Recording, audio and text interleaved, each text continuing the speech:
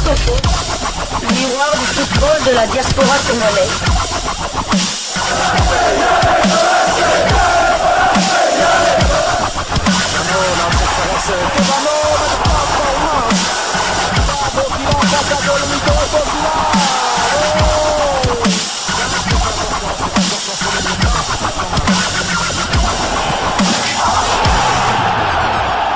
Diascofoot, le miroir du football de la diaspora congolaise. Vous êtes sur Diascofoot, le miroir du football de la diaspora congolaise. Diascofoot vous dit bonjour, tout le plaisir est pour nous de vous retrouver, mais surtout de savoir que vous êtes nombreux en train de suivre votre chaîne YouTube dédiée uniquement aux footballeurs de la diaspora congolaise. C'est l'heure de partager avec vous quelques news que nous avons pu récolter pour vous, des news concernant certains de nos internationaux ou des binationaux qui se sont illustrés dans leurs clubs respectifs, et cela dans le cadre de cette première livraison sportive de ce mardi 21 janvier 2025, une livraison que nous débutons par les Pays-Bas où l'on disputait la 19e journée d'Eredivisie. Nouvelle déconvenue pour le Fortuna Sittard de Samuel Bastien, battu par le NEC Nimègue, score final 4-1. Samuel Bastien avait disputé l'intégralité de cette rencontre. Son temps de jeu est de 1344 minutes sur les 2005 de son équipe. Il a disputé 20 des 21 matchs. Il a délivré 2 passes décisives cette saison. Le Fortuna est 8e d'Eredivisie avec 25 points. Compte 7 victoires, 4 nuls et 8 défaites. Ils ont marqué 26 buts et en ont encaissé 32. Prochain match, il accueillera le Zwolle de Dylan Mbayo, le fils de Marcel Mbayo, le dimanche 26 janvier dans le cadre de la 20e journée d'Eredivisie. Match nul entre le Spartak Rotterdam et le RKC Waalwijk, score final 1 but partout.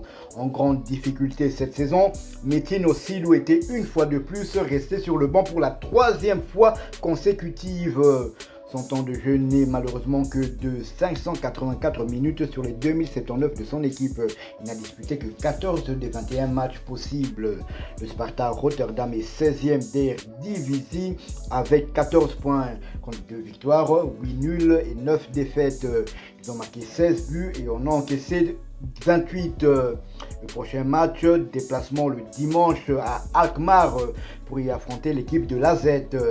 Notons que le binational brésilo-congolais Metin Osilou Mwanaya Matadi est toujours éligible pour jouer avec les Léopards de la République démocratique du Congo. Mais pour espérer être Léopard, il faudrait quand même du temps de jeu. Quittons la Hollande, allons cette fois du côté de l'Angleterre. En Angleterre où l'on jouait la 21e journée de la Première Ligue, championnat anglais de première division. Bonne nouvelle pour la tanière de Sébastien Desabre, Axel Tuanzebe de retour. Malheureusement, en marge du retour du Léopard de Sébastien Desabre, Ipswich a pris l'eau contre Manchester City hier dimanche. Score final 0 but contre 6. La bonne nouvelle, c'est qu'Ipswich peut à nouveau compter sur Axel Tuanzebe. En effet, blessé à l'ischio depuis le début décembre 2024, l'international congolais a effectué son retour lors de ce match en entrant en jeu à la 64e minute.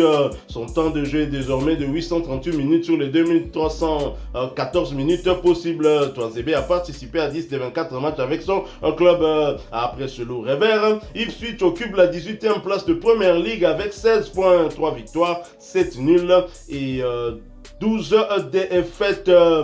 20 buts inscrits contre 43 encaissés. Prochain rendez-vous, ce sera pour le compte de la 22e journée de la Première Ligue. Un déplacement périlleux du côté d'Anfield pour y affronter le leader de la Première Ligue, Liverpool.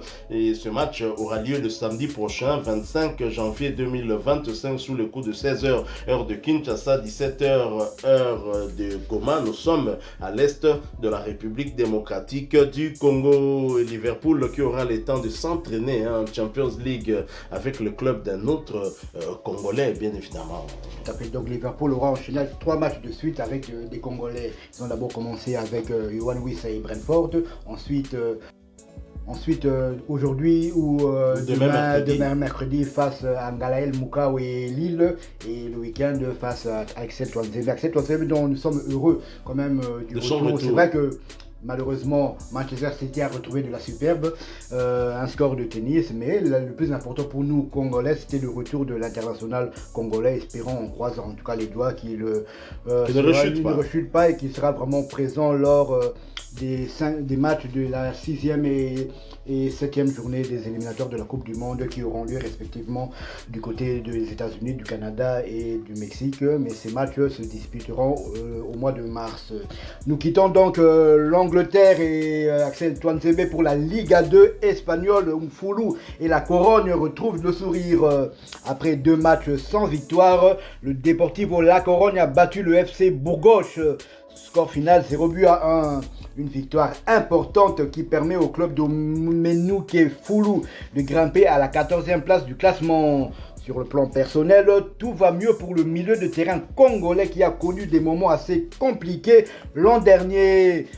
Entre octobre et novembre, suite à un manque de temps de jeu. Aujourd'hui, il enchaîne avec sa 7e titularisation de suite et lors de ces 7 matchs, la Corogne n'a perdu qu'une seule fois. Ce n'est pas moi qui le dis, mais ce sont les stats.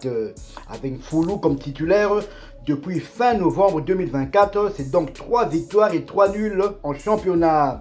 Omenick Mfoulou était titulaire avant de sortir à la 64e minute. Son temps de jeu cette saison est de 918 minutes sur les 2217 de son équipe. Il a disputé 15 des 23 matchs du Deportivo La Corogne. La Corogne est 14e de la Liga 2 avec 28 points. Elle compte 7 victoires, 7 nuls et 8 défaites. Elle a marqué 31 buts et encaissé 28. Le Deportivo recevra lors de la prochaine journée Levante le samedi 25 janvier dans le cadre de la 24e journée de la Liga 2. Du côté de Burgos, Loïc Badiachile n'était pas sur la feuille de match. Son temps de jeu cette saison est de 188 minutes sur les 2421 possibles. Il a disputé seulement 2 matchs sur les 25 de Burgos. Son club est actuellement 17e de la Liga 2 avec 27 points. Compte 7 victoires, 6 nuls et 10 défaites. 18 buts marqués et 26 encaissés. Prochain match, Burgos se déplacera à Ferrol le samedi 25 janvier. Rappelons aussi que Loïc Badiachile, le grand frère de Benoît Badiachile, est malheureusement international français qui évolue du côté de Chelsea. Mais Loïc est toujours éligible pour évoluer avec les Léopards de la République démocratique du Congo. Nous quittons l'Espagne. Nous allons pour clôturer cette première livraison sportive de ce mardi 21 janvier 2025. Nous allons du côté de l'Hexagone en France où l'on jouait la 18e journée de la Ligue 1 McDonald's, championnat français de première division. L'AS Saint-Etienne, Dylan Batumbisika a accroché à domicile pas de relance pour l'AS Saint-Etienne après la défaite à Paris. Dimanche, les Stéphanois ont concédé un nul contre le FC Nantes. Mené au score depuis la 14e minute, Dylan Batumbisika et ses coéquipiers ont obtenu l'égalisation à la 86e minute. Score final, 1 but partout. Titulaire, le défenseur central congolais a encore fait un bon match avec notamment un total de 98 passes réussies sur les 100 qu'il a tenté, soit un taux de réussite de 98%. Il a réussi un tacle commis une faute. Malheureusement, il finit ce match de la 18e journée avec un carton jaune. Dylan Batumbisika par ailleurs disputé l'intégralité de cette rencontre, cela pour sa 9e fois consécutive, ce qui porte à 1703 minutes son temps de jeu sur les 1831 minutes possibles. Il a participé à tous les 19 matchs avec son club. Après ce nul, l'AS Saint-Etienne est 16e de Ligue 1 avec 17 points, 5 victoires, 2 nuls et 11 défaites, 17 buts inscrits contre 38 encaissés. Prochain rendez-vous, ce sera pour le compte de la 19e journée du même championnat, un déplacement sur le terrain de l'AJ Auxerre. Ce match est prévu pour le vendredi prochain, ce sera le 24 janvier 2025 sous le coup de 20h45 heure de Kinshasa, 21h45 heure de Fizi. Nous sommes dans l'est de la République démocratique du Congo. Voilà qui met fin à cette première livraison sportive de ce mardi 21 janvier 2025. 25. Vous l'avez aimé, laissez-nous un maximum de j'aime. Merci de partager avec nous en commentaire votre point de vue. Abonnez-vous sur cette chaîne Diasco Foot parce que nous sommes et restons le miroir du football de la diaspora congolaise. N'oubliez pas d'activer la petite cloche de notification histoire de ne plus rien manquer des prochains sujets que nous allons vous proposer. Encore une fois, merci à vous avec espoir de vous retrouver bientôt dans un autre sujet d'actualité. Mais en attendant, portez-vous bien et Diasco Foot vous dit au revoir.